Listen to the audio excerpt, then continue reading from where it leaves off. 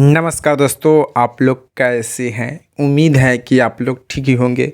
तो दोस्तों, आप लोगों को बता दी कि खेसारी लाल यादव जी और अमरपाली दुबे जी के सुपर डुपर हिट फिल्म डोली सजा के रखना, जो कि आज तीसरा दिन सिनेमा घर में चल रहा बा।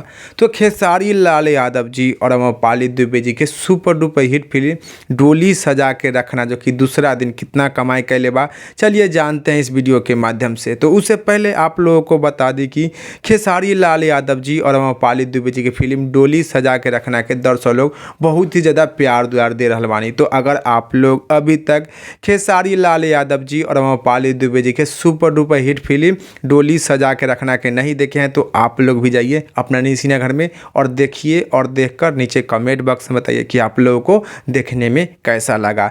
चलिए अब जानते हैं कि खेसारी लाल यादव जी के फिल्म डोली सजा के रखना, जो कि दूसरा दिन कितना कमाई कैले बा। तो खेसारी लाल यादव जी के फिल्म डोली सजा के रखना, जो कि दूसरा दिन 10 लाख रुपया कमाई कैले बा सिनेमा घर में। खेसारी लाल यादव जी के फिल्म डोली सजा के रखना, जो कि दूसरा दिन 10 लाख रुपया कमाई कैले बा सिनेमा घर में।